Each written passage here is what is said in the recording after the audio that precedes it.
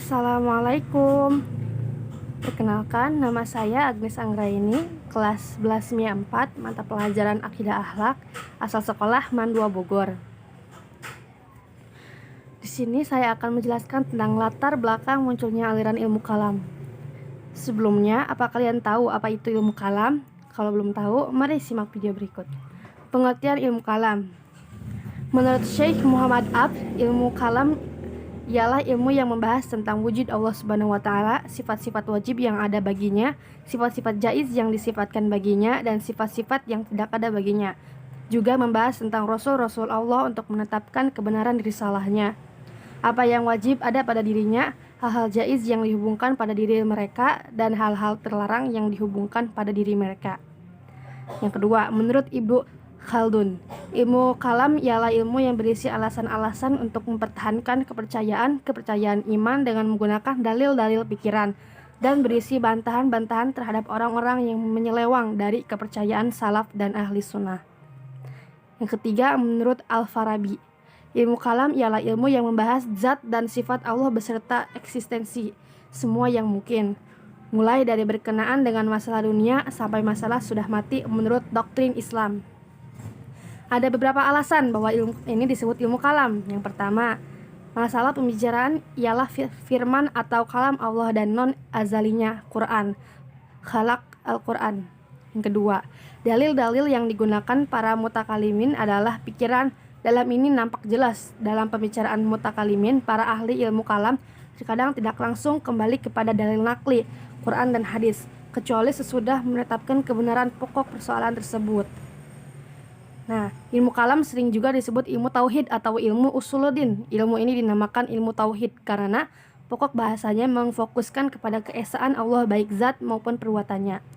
Dan ilmu kalam juga disebut ilmu akidah atau ilmu usuluddin. Hal ini karena banyak membicarakan persoalan-persoalan yang berkaitan dengan kepercayaan dan dasar-dasar ajaran agama. Bagi orang Kristen, ilmu kalam disebut sebagai mu'teologi. Para ahli ilmu kalam mereka disebut mutakalim. Golongan ini bisa dianggap sebagai golongan yang berdiri sendiri, yang menggunakan akal pikiran dan menafsiri teks ayat-ayat Al-Quran dan hadis dan mempertahankan kepercayaannya. Yang keempat, penyebab yang keempat adalah persoalan politik. Nah, di sini ada pun beberapa faktor yang datang dari luar. Yang pertama, orang-orang yang masuk agama Islam yang mula-mula beragama Yahudi, Masehi, dan lain-lain. Bahkan di antara mereka ada yang sudah pernah menjadi ulamanya. Setelah pikiran mereka tenang dan sudah memegang teguh agama yang baru, yaitu agama Islam. Yang kedua, kelompok Islam tertentu, terutama golongan Mu'tazilah yang terkenal sangat rasional, mengkonsentrasikan pikirannya untuk penyiaran Islam dan mengkonter alasan-alasan mereka yang memusuhi dan benci terhadap agama Islam. Sebagai tindak lanjut dari yang kita kaji di atas, para ahli ilmu kalam ingin membimbing lawan-lawannya yang menggunakan filsafat. Maka mereka terpaksa mempelajari logika dan filsafat, terutama segi ketuhanan. Karena itu Al-Nazam, tokoh Mu'tazilah, membaca buku-buku Aristoteles dan membantah beberapa pendapatnya. Demikian pula Abul Huzail Al-Aqaf, juga tokoh Mu'tazilah. Menurut Ibnu Khaldun, ilmu kalam ini berpijak dari rukun iman yang harus dipercaya oleh setiap muslim agar memperoleh keselamatan di dunia dan di akhirat. Rukun iman yang utama ini perlu dibuktikan secara rasional. Bukti-bukti itu ditemukan di dalam Al-Quran, hadis-hadis Nabi SAW, dan sumber tradisional lainnya. B. Ruang lingkup ilmu kalam. Adapun ruang lingkup pembahasan ilmu kalam mencangkul beberapa hal, yaitu 1. Hal-hal yang berhubungan dengan Allah Subhanahu wa Ta'ala, antara lain dengan takdir. Yang kedua, hal-hal yang berhubungan dengan Rasul Allah sebagai penyambung ataupun pembawa risalah kepada manusia, seperti malaikat, nabi, rasul, dan beberapa kitab suci. Yang ketiga, hal-hal berhubungan dengan kehidupan yang akan datang, seperti adanya kebangkitan, siksa kubur, pertanyaan kubur, surga, dan neraka. Nah, menurut Hasan al-Banna, ruang lingkup membahas ilmu kalam mencangkul ilhayat, yaitu kajian tentang segala sesuatu yang berkaitan dengan ilah, Tuhan Allah, seperti wujud Allah, nama-nama dan sifat-sifat Allah, af'al Allah, dan lain-lainnya. Nubuat, yaitu kajian tentang segala sesuatu yang berkaitan dengan Nabi dan Rasul, termasuk pembahasan tentang kitab-kitab Allah, mukjizat, karomoh, dan lain sebagainya. Ruhayat, yaitu kajian tentang segala sesuatu yang berkaitan dengan alam metafis seperti malaikat, jin, iblis, roh, dan lain sebagainya. Sam'iyat, yaitu kajian tentang segala hal bahaya bisa diketahui lewat sami, dalil nakli atau berupa Al-Quran dan Sunnah, seperti alam barzah, akhirat, azab kubur, tanda-tanda kiamat, surga dan neraka, dan lain sebagainya. Nah, di samping sistematika di atas, kajian ilmu kalam bisa juga mengikuti sistematika akar iman yang 6, yaitu pertama, iman kepada Allah Subhanahu wa taala, kedua, iman kepada malaikat, ketiga, iman kepada kitab-kitab Allah, keempat, iman kepada nabi dan rasul, kelima, iman kepada hari akhir, dan keenam, iman kepada qada dan qadar Allah. C. Sejarah munculnya ilmu kalam. Akidah Islam pada masa Nabi. Masa Nabi merupakan masa perjuangan, perkembangan, dan penamaan seperti penantapan akidah Islam. Ketika fase Mekah, beliau berhadapan dengan tantangan internal berupa pembinaan akidah Islam terhadap para sahabatnya yang telah mengikuti seruan beliau, dan tentang eksternal berupa perlawanan kelompok musyrik Quraisy. Dan setelah di Madinah, bertambah dengan tantangan dari ahli kitab yang terdiri dari dua kelompok penganut agama Nasrani dan Yunani. Para sahabat senantiasa diingatkan oleh Rasulullah SAW agar tidak memperdebatkan doktrin-doktrin akidah ini, karena perdebatan akan menimbulkan perpecahan, dan perpecahan merupakan penyebab utama kehancuran. Selanjutnya, agar sahabat dan pengikut Nabi itu mentaati secara penuh terhadap semua ajaran yang dibawa Rasulnya itu. Penegasan ini dikemukakan Allah SWT dalam surat Al-Anfal ayat 46 yang berbunyi, wa atiullaha wa rasulahu wa la tanaza'u fataksalu. Artinya, dan taatilah kamu sekalian kepada Allah SWT dan Rasulnya, dan janganlah kamu berbantah-bantahan, karena semua itu akan menyebabkan kalian gagal. Bersama dengan itu, Allah juga mengingatkan sejarah pengikut Nasrani yang kemudian bercerai karena perdebatan di antara mereka sendiri. Peringatan tersebut dikemukakan Allah Subhanahu wa taala dalam surat Al-Maidah ayat ke-14 yang berbunyi, wa minal ladzina qalu inna nasara akhazna misafahum wa nasfu misaqahum fanasu hazzam mimma zukkiru bih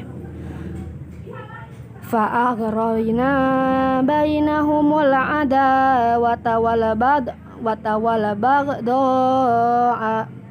ila yaumil qiyamah.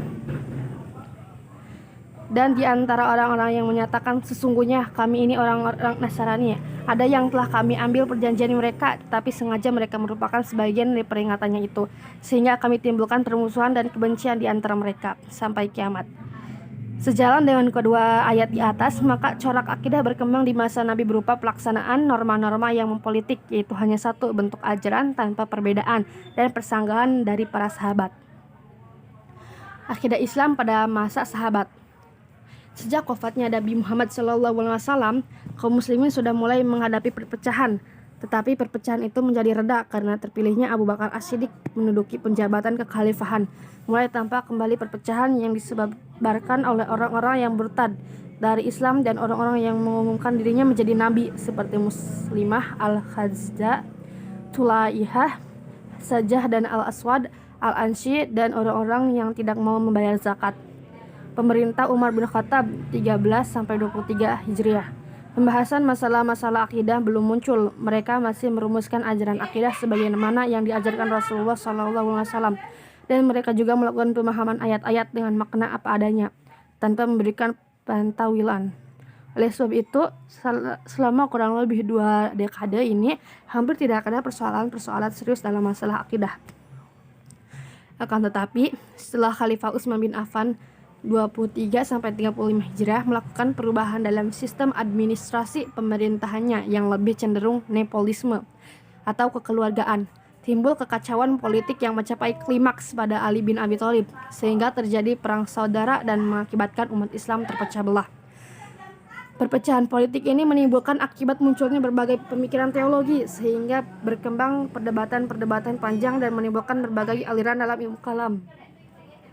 Dengan demikian, pada masa Nabi dan 2 dekade dari masa pemerintahan Khulafaur Rasyidin, syarak akidah Islam yang dianut masyarakat muslim saat itu masih tetap sebagaimana yang diajarkan Rasulullah SAW. Munculnya perdebatan pandangan dan rumusan pikiran teologi terjadi di akhir pemerintahan Ali bin Abi Thalib.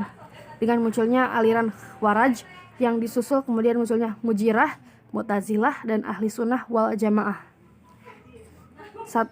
Al-Quran sendiri di samping mengajak untuk mengesahkan Allah dan mempercayai kenabian dan hal-hal lain yang terkait dengannya, juga membahas golongan-golongan seperti orang kafir Quraisy dan agama yang ada pada masa Nabi Muhammad SAW, Kristen dan Yahudi, yang mempunyai kepercayaan yang tidak benar. Al-Quran membenarkan kepercayaan tersebut dengan memberikan beberapa alasan, antara lain golongan yang tidak percaya agama dan adanya Tuhan, dan mereka mengatakan bahwa yang menyebabkan kebinasaan dan kerusakan hanyalah waktu saja. CS Al-Jathiyah 24. Kaum musyrikin yang menyembah selain Allah yaitu binatang-binatang, bulan, matahari. Quran surat Al-An'am ayat 76-78. Kelompok yang menyembah berhala dan patung. Quran surat Al-An'am ayat 74. Golongan-golongan yang mengingkari akan para utusan atau nabi-nabi. Quran surat Al-Isra ayat 94. Golongan yang menolak akan adanya kehidupan kembali di akhirat nanti. Quran surat Al-Anbiya ayat 104. Kelompok orang-orang yang berpendapat semua yang terjadi di dunia ini adalah perbuatan Tuhan semua dengan tidak ada campur tangan manusia. Mereka ini adalah orang-orang munafik. Quran surat Al-Imran ayat 154. Golongan orang-orang yang menjadikan Nabi Isa sebagai Tuhan, hal ini ditolak oleh Allah. Quran surat Al-Maidah ayat 116. 2. Pada saat kaum muslimin selesai menaklukkan negeri-negeri baru yang luas untuk masuk Islam, mereka mulai tertekan dan tenang pikirannya di samping melimpah ruah rezeki. Disinilah mulai mengemuka persoalan agama dan berusaha mengkaji nas-nas agama yang menurut mereka yang saling bertentangan. Keadaan ini adalah gejala umum bagi tiap-tiap agama, bahkan pada tiap-tiap masyarakat pun terdapat gejala ini. 3. Penyebab ketiga adalah persoalan-persoalan politik. Adapun beberapa faktor yang datang dari luar. Yang pertama, orang-orang yang masuk agama Islam yang mula-mula beragama Yahudi, Masehi, dan lain-lain. Bahkan di antara mereka ada yang sudah menjadi ulamanya. Kedua, kelompok Islam tertentu, terutama golongan Mu'tazilah yang terkenal sangat rasional, mengkonsentrasikan perhatiannya untuk penyiaran Islam dan mengkonter alasan-alasan mereka yang memusuhi dan membenci agama Islam.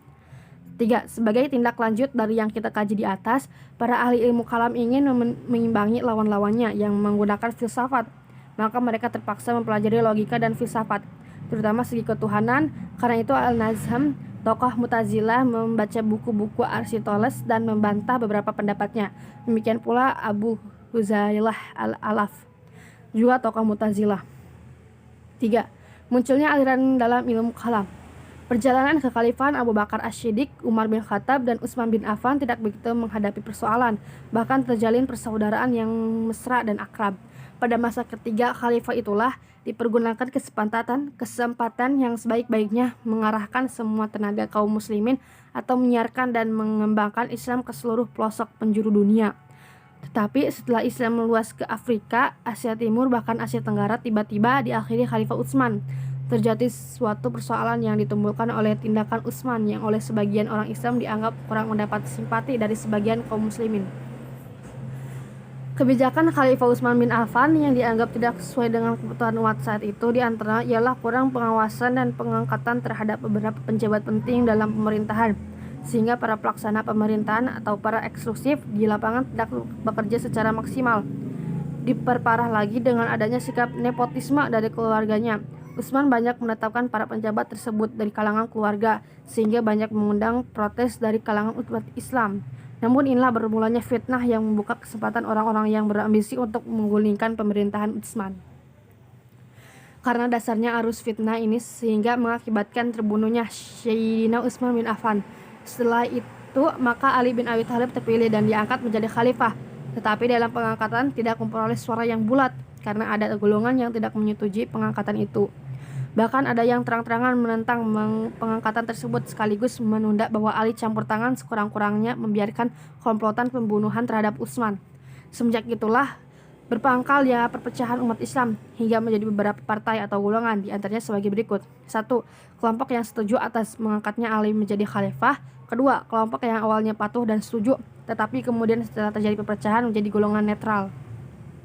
Ketiga, kelompok yang jelas-jelas menentang Ali secara terbuka, yaitu Talhah bin Abdullah, Zubair bin Awam, Aisyah binti Abu Bakar. Ada golongan umat Islam yang Ada golongan umat Islam yang memisahkan diri dari tentara Ali. Golongan itu yang kita kenal dengan kaum Khawarij. Demikianlah golongan-golongan politik yang timbul di masa Khalifah Ali bin Abi Thalib. Kemudian sesudah Ali, timbullah beberapa kelompok atau aliran ilmu kalam, aliran tentang akidah, yang diakibatkan timbulnya golongan-golongan politik tersebut di atas. Sekian dari saya, terima kasih. Kurang lebihnya mohon maaf bila ada kata-kata yang salah, mohon dimaklumi. Wassalamualaikum warahmatullahi wabarakatuh.